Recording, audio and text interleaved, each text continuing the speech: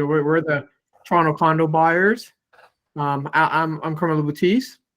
I'm the mortgage guy, and Alex Zanvensky. Jvaniensky. I'll get that right one time, No, one day. Okay. Is probably the best realtor in downtown Toronto. Thanks. Start off talking a little bit more about yourself, because you are the best. Okay.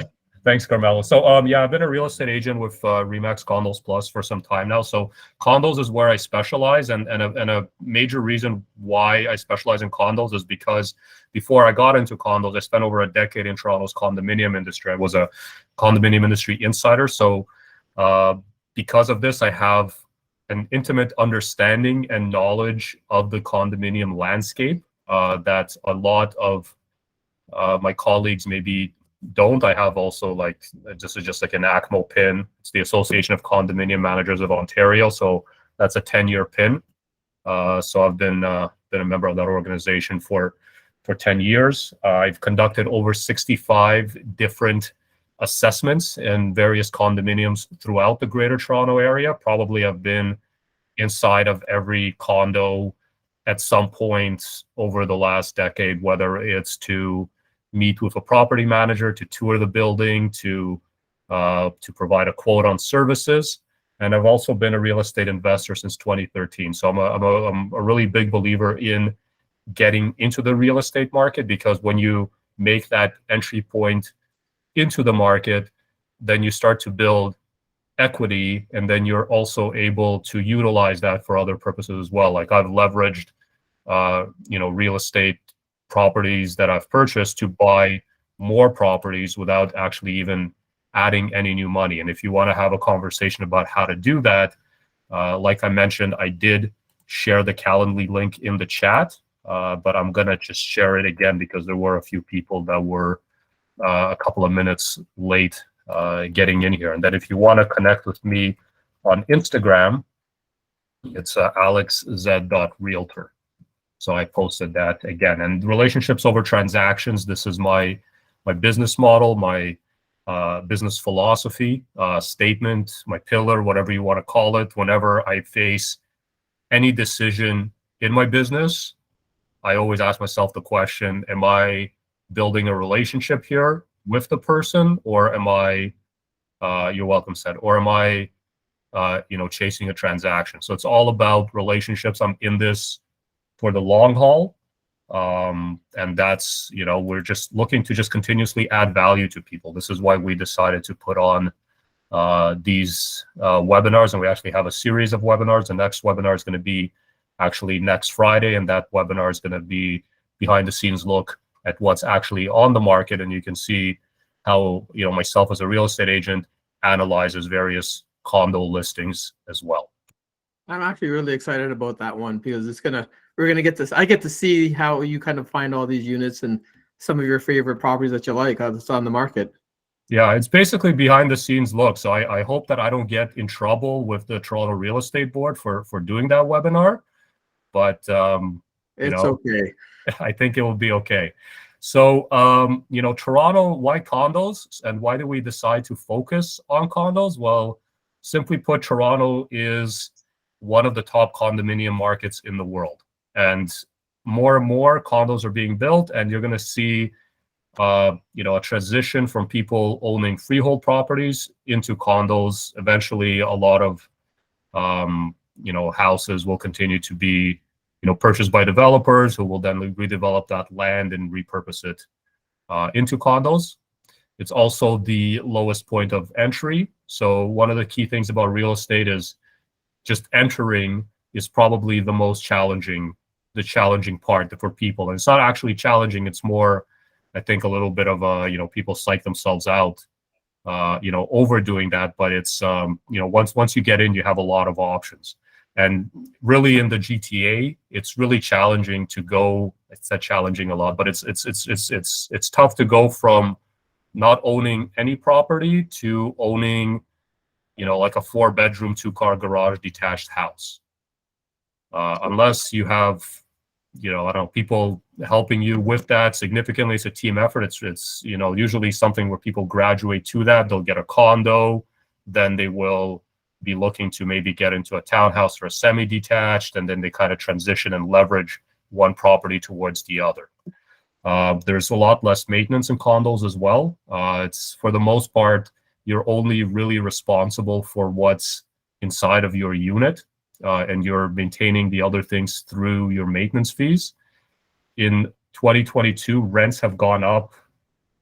I mean, this graph says 20%, but I put 30 because I feel like it's more like 30.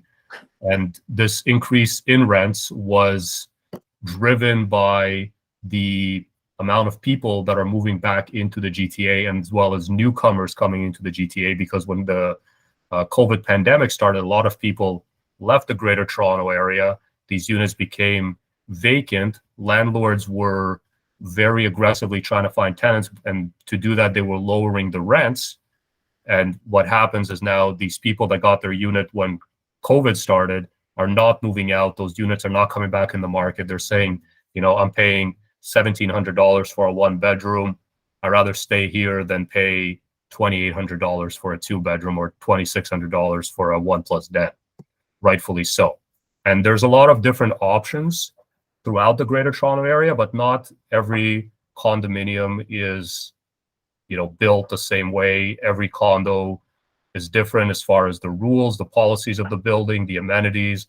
Essentially, you're moving into a community when you get into condos. So there's buildings that don't allow pets. There's buildings that don't allow smoking. You have to really know, what you're getting into. So as far as understanding condos, I guess one of the main differences is that when you own a condo, you own your unit, and then you also own a proportionate share of the common elements. So every single one of those unit owners owns a little piece of the lobby, of the management office, of the gym, the terrace, and they maintain and pay for that using their maintenance fees. And the maintenance fees that you pay are calculated by the square foot. But in some cases, maintenance fees include things like cable TV, internet. They may include all the utilities. So when you're comparing condos, it's not just about what is the dollar amount for maintenance fees, it's also what do those fees cover. And every building, like I mentioned in the last slide, is its own community. So they have their own rules, they have their own policies, even for things like getting an electric vehicle. Like I had somebody, an owner in the condo that I live in, had to sell their unit and move out because they bought a Tesla, and our building wouldn't allow them to put the electric vehicle charging station in because it was a health and safety hazard based on their determination. So these people ended up just kind of saying, screw this, and they sold their unit and they moved somewhere else. So Alex, where could you find what the maintenance fees? Where could you find what it includes and doesn't include? So I find that in the MLS listing. So a lot of times the things that you will see on websites like realtor.ca, they don't include everything. They don't include all the details. So actually, I would provide that information for you as a real estate agent, as far as what it includes and what it doesn't include. Thanks. You're welcome. Just going to go to the next slide. Okay, and here's just a couple of last things that you want to consider as far as when you're selecting a condo. So, you want to know what amenities you will use. So, like I mentioned, you're paying for the amenities, you're paying for the common areas through your maintenance fees. If you're never going to use a swimming pool or go to the gym, you're still going to be paying for it. So you maybe want to find a community that has the amenities that you need. Not everybody needs a concierge in their lobby 24/7. It's nice to have, but at the same time, a concierge contract for 24/7 coverage is about $260,000 a year. Split amongst 300 units, you can do the math. So people are paying for this, whether they use it or not. That's totally different. So it's important to understand and know, what you're paying for, and actually selecting a building that fits your lifestyle and what you're going to be using. I mean, there's amenities, like I mentioned, some amenities here. A gym, a party room. These are pretty standards, but I've seen condos that have bowling alleys, that have theater rooms, they have a golf green. I've seen condos that have an indoor virtual golf simulator. I've been in some buildings around Square One where you walk in and like it feels like you're in like Caesar's Palace or something in Las Vegas. But these are all things that are really, really nice to have, and there's a big wow factor. But there is a dollar amount in maintaining this, and also just like, are you actually going to use it? Like that's what's really important. And maintenance fees do go up as well, like as things like the minimum wage increases, inflation, cost of doing business, just things get more expensive. It's normal for your maintenance fees to go up between 2 and 3% a year. And some of it goes also towards stocking the reserve fund as well. So it's some of it is necessary, but it's basically what I'm trying to get at is make sure that you select a condo that fits your lifestyle first and foremost. Yeah, I was going to say, Alex, again, what you're describing, because when I bought my condo, I actually looked for things that I was going to use. Like I canceled my gym membership because the gym in my condo is actually a really good gym. It's something I like using, right? So when looking for condos, it's kind of, I'm not a golfer, so I one that has like a golf green or virtual golf wouldn't interest me. Yeah. Right. It's really finding a condo that also has the amenities that you would actually use, because I know with mine, I'm paying for it. Yeah. The condo that I live in, like I picked it on purpose. It has no amenities. There's no security. There's no nothing. There's like 50 units in the building. The maintenance fees are really low. There's no wow factor, but the location's great. There you go. So that's what it is. So it's really, like you have to compare like apples to apples when you're comparing condos, especially when you're buying in. You're there long term. Okay, so yeah, here's just a little bit about myself. So yeah, if you want to reach out, I did post that link in the chat for Calendly. I'm going to post it again because we did have a few people that just connected here. So if you're looking to have a call with Carmelo or myself about becoming a first-time condo buyer, or even if you want to just, see where you are now and where you need to be to make that purchase and kind of you need help with bridging that gap, we can definitely assist you. And my Instagram is alexed.realtor. I post a lot of condo-related content, just based on my experiences and what I see out there when I'm working with clients, and just what I see and know about the industry. Thanks, Alex. Yeah, no, I like your videos. Your videos are actually really good. Yeah. I always learn the odd thing every now and then watching them. Nice. Keep it up. I like them. Nice. Nobody likes my mortgage stuff. Mortgage stuff is so boring. Mortgage stuff is boring, but really mortgage stuff, I mean, is the foundation. Like this is where it all starts. So Carmelo, why don't you share a little bit about yourself and all the experience that you bring to the table? Sure. My name's Carmelo Boutis. I'm the mortgage guy, everyone calls me. I've been doing this for way too long, 20 plus years. I started my career as a mortgage underwriter. So I used to be the guy that you would put the stamp on saying approved. So when I started my career, the first thing I learned was exactly what the banks are looking for to approve a mortgage, which was the best thing that ever happened in my career. I've worked for the big banks, smaller alternative lenders. Now I'm an independent mortgage agent. I say agent just because I'm not the broker. I don't own the actual company. I don't ever want to own the company. I'm happy just being an agent and working for myself. And I really work for you. I have no loyalty to any bank. Last year, the firm I work with, yourmortgageyourway.ca, we use over 59 different lenders. That's the advantage of working with a broker. So I have access to the big banks, credit unions, trust companies, and even a whole variety of private lenders that are out there.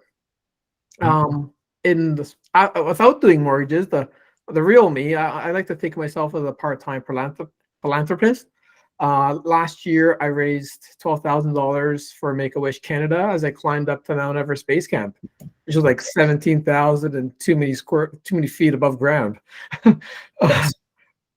So that's a little bit about myself. When it comes to mortgages and the things you need to know about getting a mortgage, I like to keep it simple. That's what it comes down to.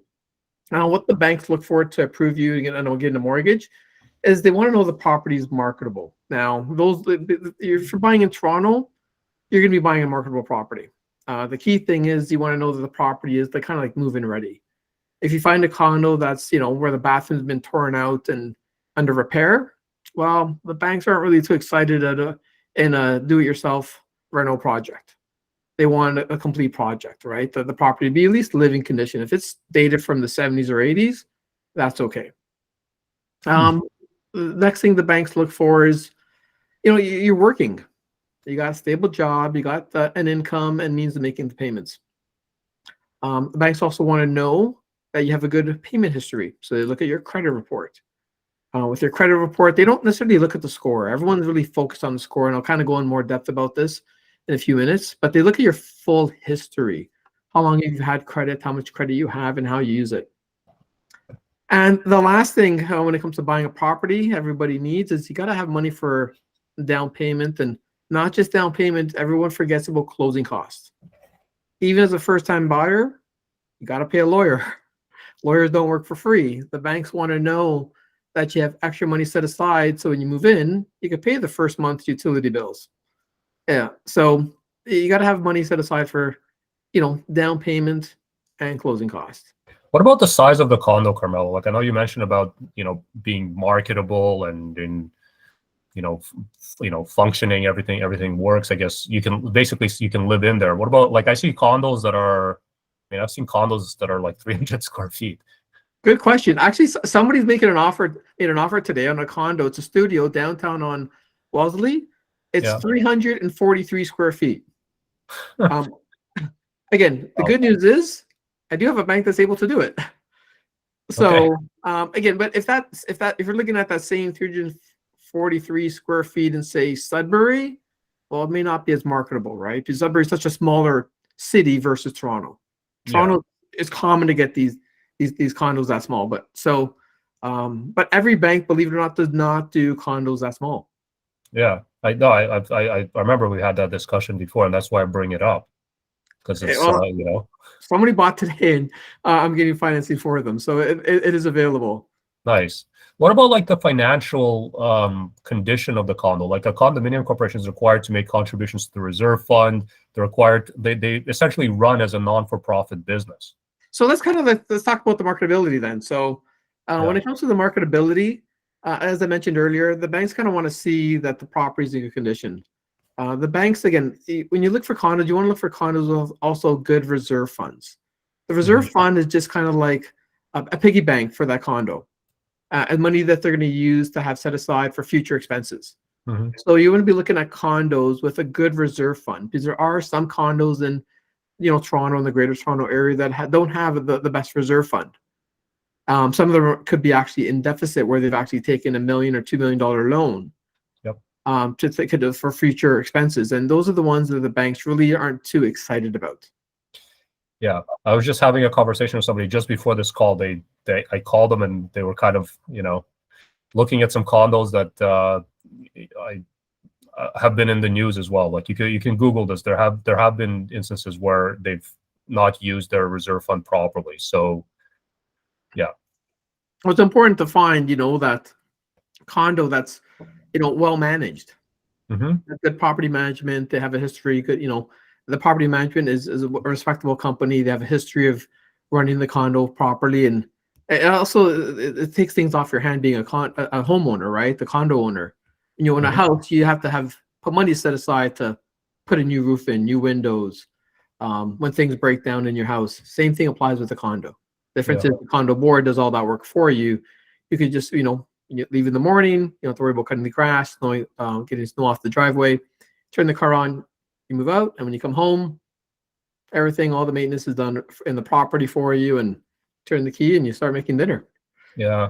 And we always put in a status certificate condition in any offer to purchase a condo, and that's the purpose, to basically protect the buyer. So it's a lawyer reviewing that status certificate, which has minutes from the last annual general meeting. It has the financial records of the condominium corporation as well. So they, basically review and make sure that when if there's any red flags, the buyer is made aware of that to avoid that. Yeah. So as for those looking to buy, you'll know in advance with regards to the reserve fund and the condo management. So the next thing when it comes to buying a property and getting a mortgage is the banks want you're employed and you have a stable income. Now, there's a whole variety. Doing this for over 20 years, I've seen almost everything that's out there.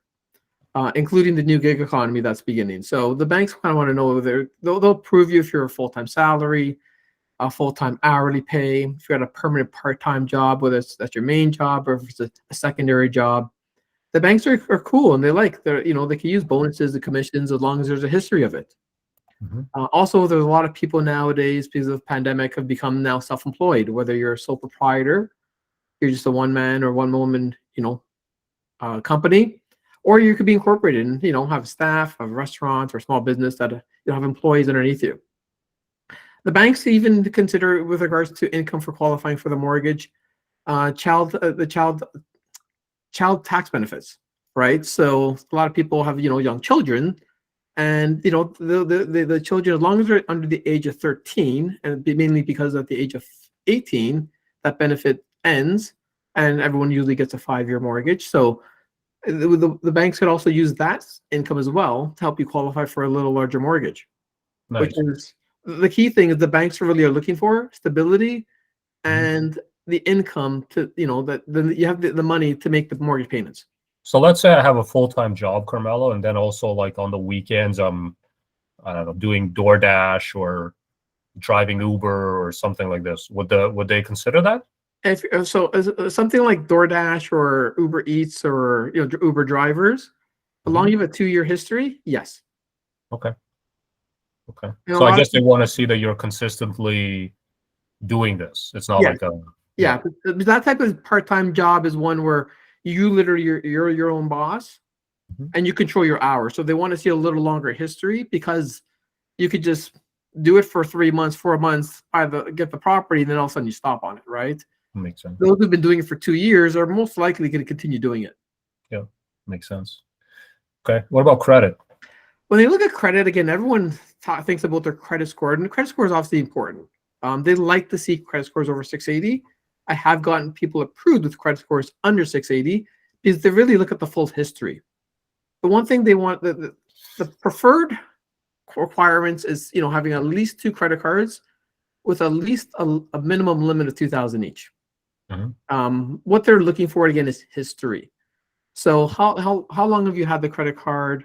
If you had the credit card only in the last year, if you had a credit card for 10 years, if you had a line of credit for 5 years and just never used it, that's perfect.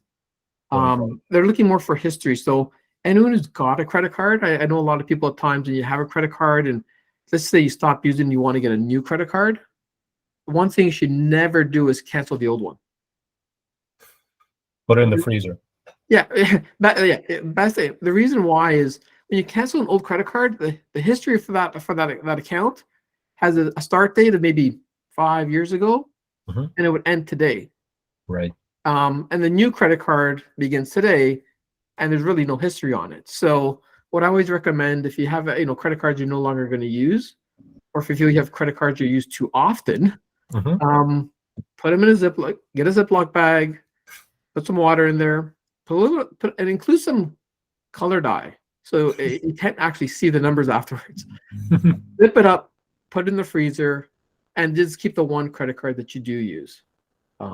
That's what. So when the banks, the main reason is the banks want to know the history. The longer the history, the better your credit score is going to be. Nice, very nice.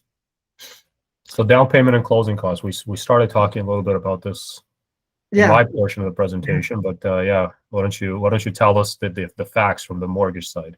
I'll go in a little bit more depth and a little bit more detail. So the good news is everyone can still buy a property with as little as 5% down payment, as long as you're buying for $500,000 or less. I get a lot of questions with regards to someone who wants to buy for say $600,000, and because it's over $500,000, the thought process is I have to put 10% down payment. Well, that's not true. It's kind of like a ladder. So the down payment is going to be based on the purchase price, and the amount of down payment is going to be kind of like laddered. So the first $500,000 is always going to be 5% as a minimum. Between $500,000 and let's just call it $1 million, only for that difference you need to put 10% down payment. So using that same $600,000 example, that first $500,000, 5%, $25,000, easy peasy. $500,000, $600,000, that difference is $100,000. So if only for that extra 100,000, you have to put 10%, which would be 10,000. So in total, you only need 35,000 for down payment. Yeah, this is an area that I also like. I'm not a mortgage broker, but I get so many questions about. Like, it's just like it's misunderstood, and I feel like just I don't know, people advertise it and it's mismarketed. Yeah, so it's the good news is, again, you only need 30, because it's a big difference between 35,000 and 60,000. For sure. Yeah, Right. it's almost double. So Yeah. yeah. And then when it comes to buying, again, when it comes to the banks always want to know you have extra money to cover closing cost. As a first-time buyer, the land transfer tax credits you get are automatically applied with the lawyer's office at day of closing. You don't have to do anything. It's automatically included. Nice. Unfortunately, again, you still got to pay the lawyer for their services. Yeah. There's always going to be some sort of adjustments. Like if you're buying a condo and say the middle of the month, it's closing on the 16th. Well, the current owners have paid the full month's worth of condo fees. You're taking the keys on the 16th. They're not going to let you. They're not going to pay for you that extra remaining 14 days or 12 days in the month of February. So you may have to credit them that difference. And the banks always want to know, they kind of use 1.5% of the purchase price as a budget. That's the amount of money you're going to need above and beyond the purchase price to cover all closing costs. The money could be, should be in your account if you're buying a property for at least 3 months. And the money could be in an RSP, tax savings account, high interest savings account. That's what HISA stands for. And then starting April, there's going to be a real cool new programs called FHSA, First Home Savings Account. It's not ready until April. So I know a little bit about it. It's going to be the benefits of the RRSPs and the advantages of tax savings accounts. It's going to be actually a real cool feature. Well, if you're looking to buy a home, that's very cool. Yeah. So I'll just give you some quick insight, Alex. Because again, it's still not even, well, it's really not even talked about in the media yet. But how it's going to work is, right now when you put money in RRSP, right? You do your taxes and you get the savings. Yep. And this is something kind of like, because it is tax season, let's kind of talk about this now. And everyone is listening, if you have money to buy a property and you have unused room in your RSPs, first and foremost, talk to your financial advisor. Make sure it's the right thing for you. I'm here to tell you about mortgages, but this is something I did when I bought my home. I've done it too. You could actually take that money. Let's just use, you could contribute up to 35,000. If you got 35,000 sitting in your savings account right now, it's probably sitting there earning, maybe 2-3%. You can put all that money into an RRSP, and when you file your taxes, that 35,000 could be reduced the amount of income you made for last year, the amount of taxes you paid. So you could get an additional refund from 20%, 25%, 30% based on your tax bracket. So let's do an example. So let's just say, Alex, you got 35,000 in your bank account. Yep. You have the room, you put all 35,000 in. Yep. If it's okay, I don't want to get a calculator. I'm going to say you're in the 20% tax bracket. Okay. So you put the 35,000 in your RSPs. You got to put it in, I believe, before March 1st. Yes. You file your taxes on March 2nd. Government's going to give you a refund. Well, because you put that 35,000 in, your accountant tells you you're in the 20% tax brackets. For every dollar you've paid in income taxes last year, you paid 20% of it went to taxes. So you're going to get that back. Out of the 35,000, you're going to get a refund of an extra $7,000. Nice. Your 35,000 that you had sitting in that savings account became 42,000 without doing anything. So essentially, you just increased your purchasing power for a condo, or for closing costs, or just extra money. Exactly. You just got money back. Exactly. Again, and this is that you got the money you got back is your taxes you've paid. Yeah. This is your money. You worked. You paid taxes, Alex. So you're really it's not a loophole. That's what it's for. Yeah, that's what it's for. And as long as the money sits in your RSPs for 90 days, then you can take it out to buy the property. And that money, again, we use that. I guess it's weird how we use that 600,000. It works so perfectly. A $600,000 property that 35,000 that you had saved in your savings account and didn't have money for closing costs. Well, now you do. Yep. Yeah. Or Or if you had closing costs, you can now, instead of 600, you can go for a $700,000 condo. yeah, you could buy a bigger condo. Yeah. And you really didn't do anything extra, anything special. Yep. It's a great tip. I've, like Carmelo said, we're not accountants or financial advisors. Speak to your accountant or financial advisor about this. But I've done this. He's done this. I've done this, yeah. A lot of first-time home buyers do this because this is essentially what the system's for. Yeah, no, that's what these programs are for, and this is a way to kind of like boost down payments. Prices are creeping up. It's kind of hard to save nowadays with everything going up in prices. This is a quick way to earn some quick money, some quick savings to help you get into the market.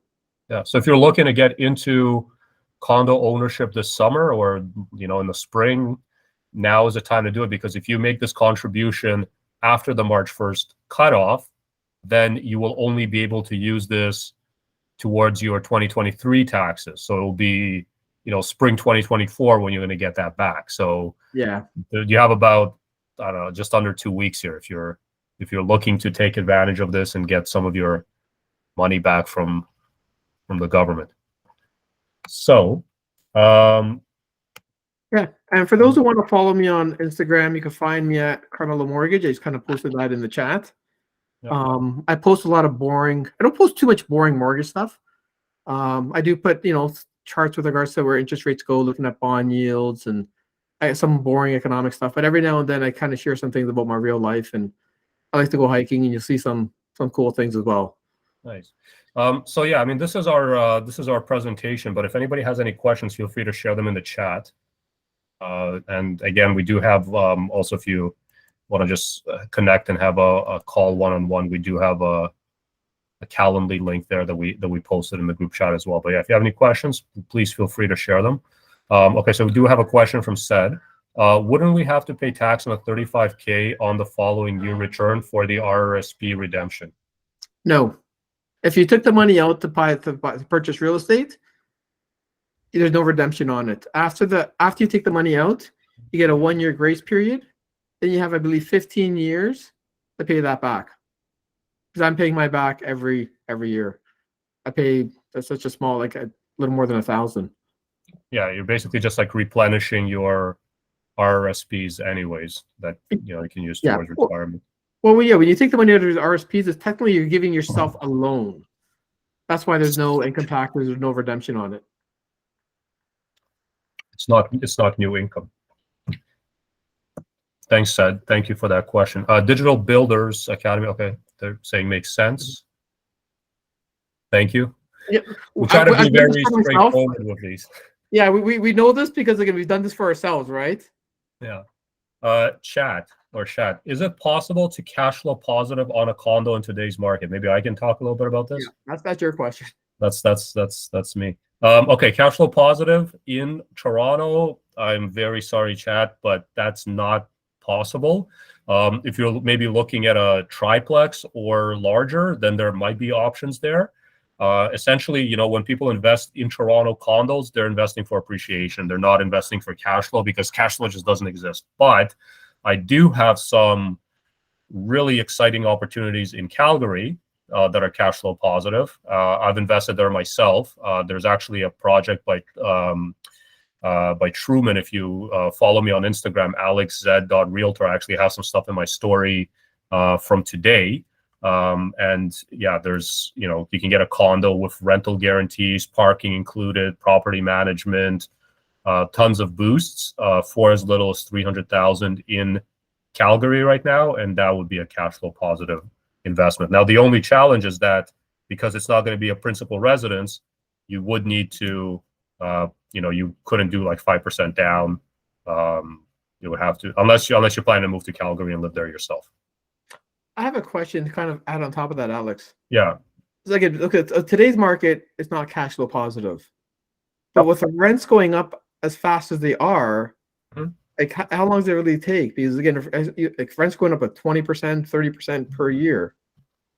It will eventually become cash flow positive because rent will continue to go up. And, we have so many people that are moving into the GTA, like there's tons of immigration, and just people moving from other places for work and so forth. So eventually what will happen is, if like I'll take myself as an example. When I bought the condo that I lived in, my mortgage and maintenance fees and all of that was more than I would have been paying for rent. But now it's the other way. So that's kind of what we talk about as well, as far as like getting into the market, because when you're locking that in and you're also building equity, you're creating other opportunities for yourself.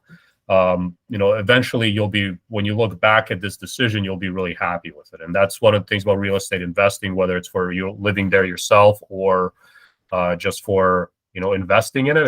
It's about making the decisions today that when you look back at these decisions 5 years from now, you're going to be like really grateful and thankful to yourself that you made these decisions as well.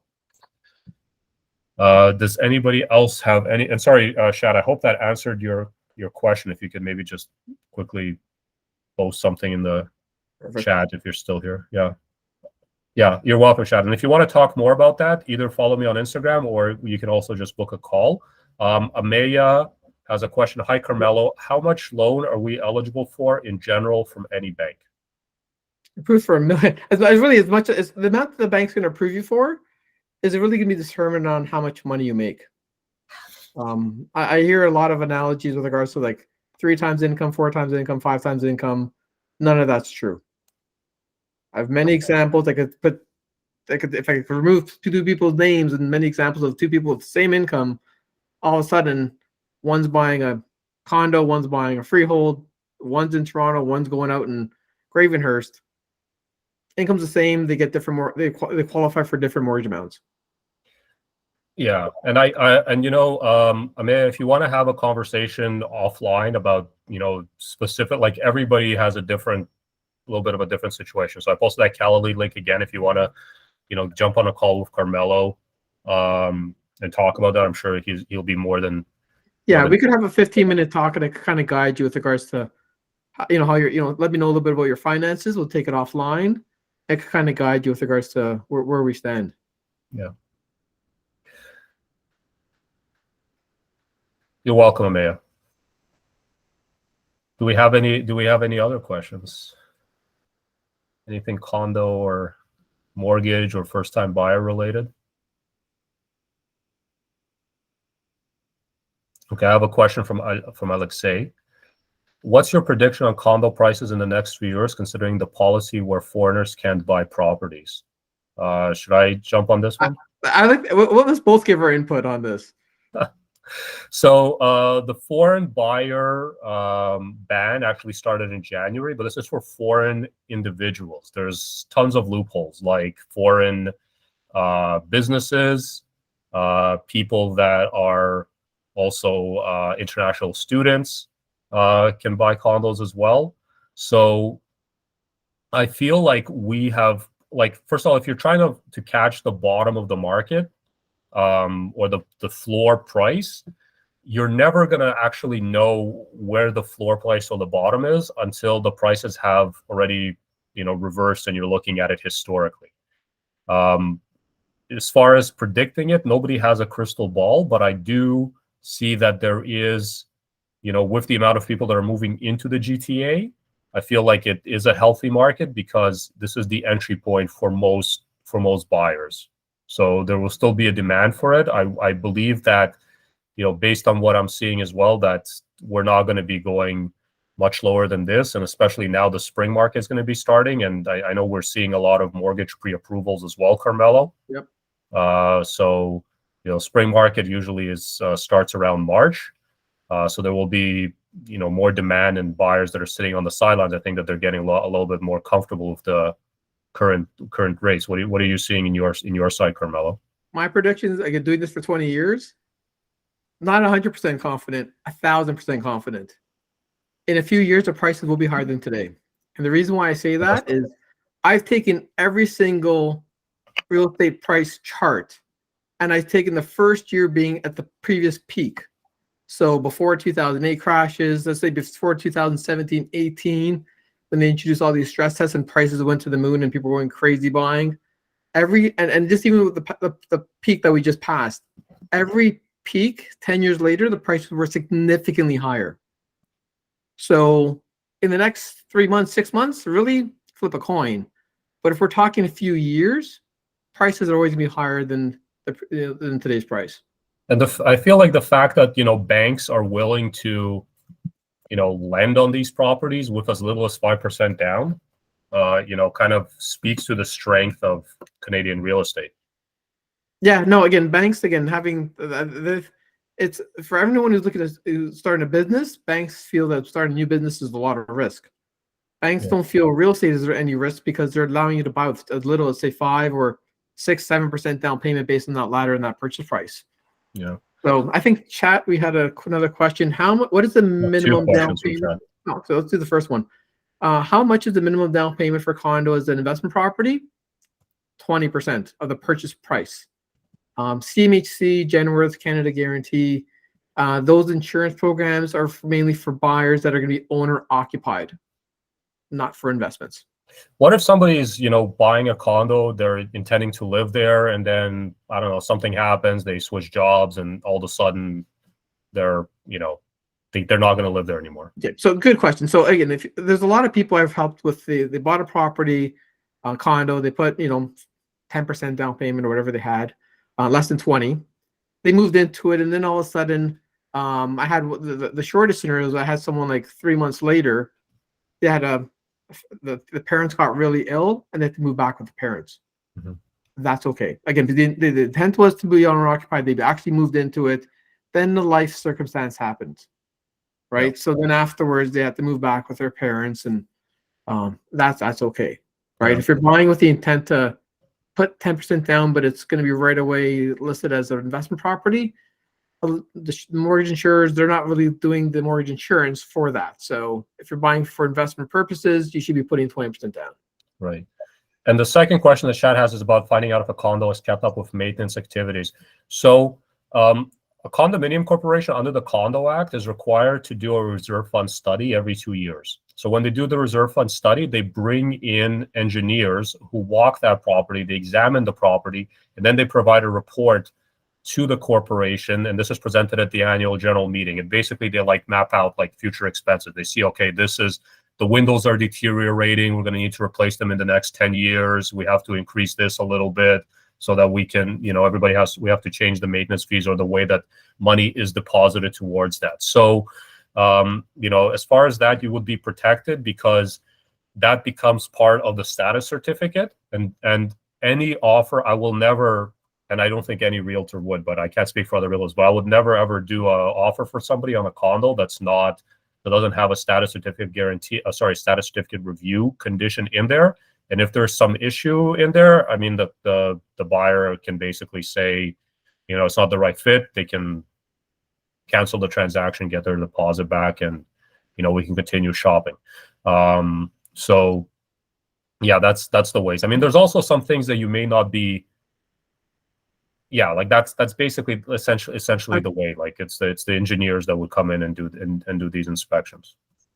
Sorry, I got distracted, guys. I thought Seth had a question, but I think it's a typo. Alexei has, and Chad, I hope that answered your question. Please just, if you could just quickly, respond yes, no, or if anything, could book a call. Okay, amazing. Okay, Alexei, yes, I have one more question. What is the interest rates, and does it make sense to put more than minimum down payment? So interest rates, again, really, everyone's going to have an option between variable, fixed. When it comes to fixed rates, there's different rates from 1-year terms up to, say, 10-year terms. When it comes to interest rates and down payment, if you have the money to buy a property and the down payment for it, a lot of people like to think, and I was born and raised, I have to put 20% down payment. I have to not pay those extra insurance premiums. That was the biggest mistake my parents ever told me, to be honest with you, because by the time I was trying to save that 20%, prices just kept on going up. So, and I missed out on so much equity over the years that I ended up buying later than I probably could have when I had just a 5% down. Yeah. So interest rates, again, if you're putting less than 20% down, you are getting the best interest rates that are out there. And just take advantage of it. Yeah, and Don't like, wait to save for 20 and save those premiums. yeah, and it's all like I just had clients where okay, so they started by getting a condo, then their situation changed in their family. They got married, they wanted to start a family, they moved into a townhouse. They lived in that townhouse for 5 years. They bought it for, I don't know, about 600,000. They lived in that townhouse for 5 years. All of a sudden, that townhouse is now worth like 1.15 million.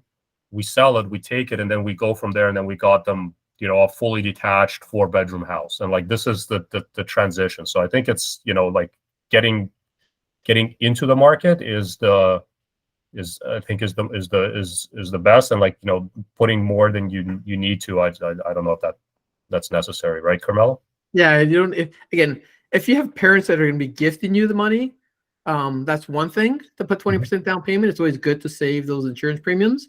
But if you don't have family to help you with that, but you do have the money to get in, don't wait to save that extra down payment.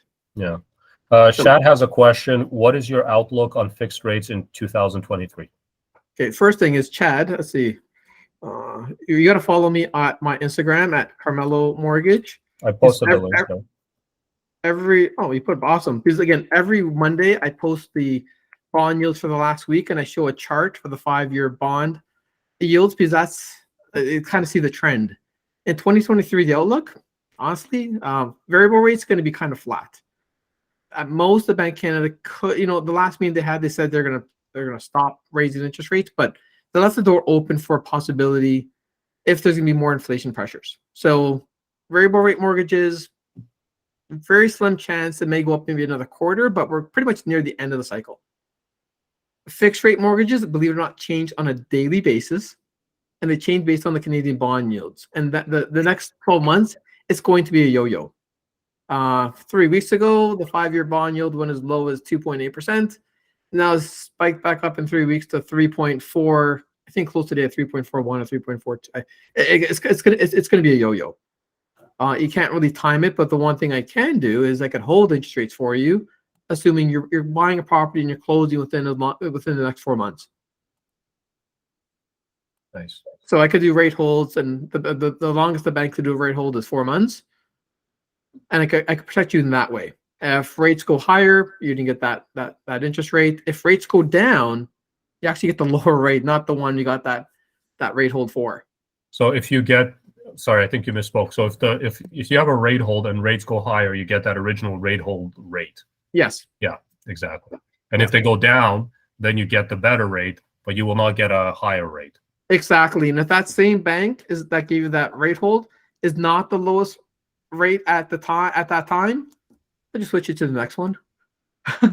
Yeah. I work for you. I don't have no loyalty with TD Bank, Scotiabank, and they're all great banks to work with. But if they're not the lowest at that time, I do give them the opportunity to be like, oh, hey, Bank ABC is offering this. Do you want to match it? And if they don't, well, we just get you the mortgage with the lower rate. Yeah. So Alexei had a question. If I already have 500,000, is it better to fully pay?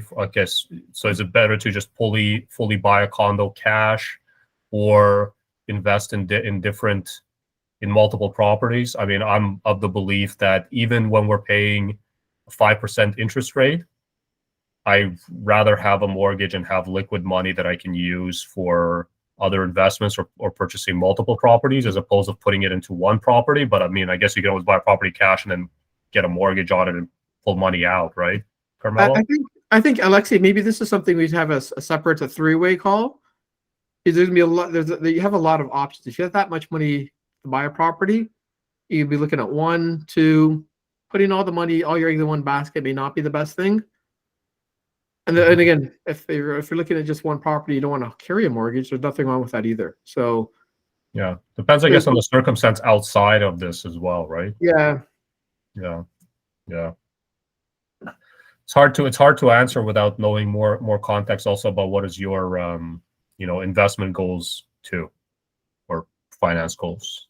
Yeah, what do you look? What's your outlook? Because if you put 500,000 in one condo, why don't you maybe look into a townhouse or a semi-detached or a house? Or even a house with a basement, and then you can rent out the basement, or a triplex, and you can have two people renting out the units. You live in one unit and for free. And House to get extra money. hack. Be cash flow positive. You're a very good question. It's kind of hard to answer. No, this is really good question. I'm glad we're getting good involvement here. Yeah, Alexa. Yeah, I think the best thing is to just have a conversation, because you have many different options here. Does We got a lot anybody of good else? questions tonight. Sorry? We got a lot of good questions tonight. Yeah, really good, really good. Does anybody else have any other questions? Well, let's talk about maybe our next presentation that everyone might be interested in and should be joining. It's next Friday, February 26th, I believe. 26th, 24th. Oh, 24th. Oh, sorry. And Alex, we're going to be talking about, it's going to be my favorite one. You're going to be showing me your favorite condos in Toronto. Yeah, so this is basically something we're going to be doing monthly. I'm going to be showing my top 5 condos on the market, and also, real price condos, not, a low price and they want to do a bidding war, as well as solds, to give people an understanding of what's available, what you can purchase there. That's going to be at 6:30 on the 24th. And I get to kind of see how all the insight that I'm always kind of curious about with regards to, because you get access to those systems that show you all that. I don't have access to that. Yeah, again, I hope I'm not going to get in trouble for sharing that, but I don't believe that there's anything wrong with me going on the MLS and showing listings on the market and talking about them. You're showing properties that are actively available, or they're currently available. So I'm marketing them. Yeah. Amaya has a question. Hi, Alex. With your experience, which is the best area right now to buy a safe and affordable condo? Excellent question. It depends on your lifestyle. And what you're looking for, because Toronto is so diverse. One thing that I encourage is to buy a condo that's as close to subway as possible, ideally walking distance, or in an area where there will be maybe light rail soon. Like, I mean, if you want to maybe book a call with me, or I don't know, DM me on Instagram or something. We can have more conversation. I need to know a little bit about your context, because overall, I mean, we do hear a lot of things in the news about the city and safety and so forth. But Toronto is, I think, fairly safe. There are some pockets that I would avoid, and there's buildings where I don't, I will flat out, tell people to not go into. Which I know from my experience, basically as working in the condominium industry. But there's so many great options. I mean, like, one that comes to mind, I really love the Yonge and Sheppard area. The subway doesn't. Yeah, I know. I've heard that on the news as well. Yeah. You can always move to Mississauga. I really love Yonge and Sheppard and North York. Like Yonge and Sheppard, Yonge and Finch. I think these are great areas where you have a lot of the amenities that you have living in a large urban environment, but you're not in the downtown core. I think that's what I would recommend. But there's also some other great pockets in Etobicoke. There's some really nice condos in Mississauga. Also. Around Mimico as well, that are very safe, and also just great communities. But yeah, I need to know more about your lifestyle and what you're looking for, and then yeah, we can talk more. Yeah, thanks for reaching out. I appreciate that, and thanks for the question. I mean, that's an excellent question. Any question that leads to me talking for 5 minutes is a great question. One thing I will say, because I live in Mississauga. Mississauga is a great community. Yeah, Mississauga is good. I love Mississauga. I love Square One. Really safe, really great, and yeah, there's a lot of variety. That's what you have available. But that's one of the things. Like, if you live in Mississauga but you work in downtown Toronto, like, that doesn't make sense if you have to go into the office, right? True, but I'm actually 3 minutes to Cooksville Station. It's like maybe a 7-minute walk from my place. Yeah. I would have to take the Go when I go downtown to the office, but Yeah. the Go is not the TTC. It's a lot more comfortable. Yeah. I think they have that. Don't they have this on the go, like a quiet section? Yeah, no cell phones. It's all quiet, and That's really cool. yeah, I like taking transit. I don't know. I don't know. I know Amaya said TTC doesn't seem safe nowadays, but I know I love the TTC, and mostly because I have no cell phone reception. that's why I can't get a hold of you. Any other questions, guys? All right, so Okay, it looks like that's it. So, thank you very much for connecting, for participating. I mean, this, for taking the time out of your evenings, like this means a lot to us that you decided to jump on our webinar. You will get an email that's going to ask you to review the event. So we would really appreciate if you can leave us a 5-star review, just so that other people can also, see how valuable this was for you and connect as well. yeah, feedback's always appreciated. Please give us a good review. We will be doing more presentations in the weeks to come. So, if, you're part of our group, stay tuned with regards to the future presentations and future webinars. And again, it's been really fun tonight. Thanks for everyone that's joined, and a lot of really good questions. Yeah, and if you have an idea, if anybody that's here has an idea for something that they want to see us talk about, we're very open to that. Like, we can create a webinar around that as well if we have enough interest in one area. Like, we're thinking about doing a webinar for people that are new to Canada. I think that's going to be the next one that we're going to be creating after the. That's probably going to be in early March. Yeah.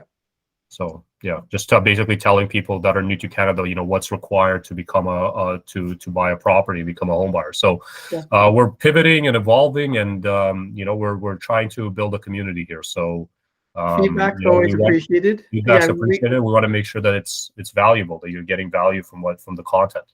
Exactly, and you got over 30 years history, just the two of us. Yep, pretty much. Thank you so much for connecting. I'm gonna end the call now. All right. Okay. Thank you, everyone. I can't leave the. I can't end the call. You have to end the recording. Oh yeah.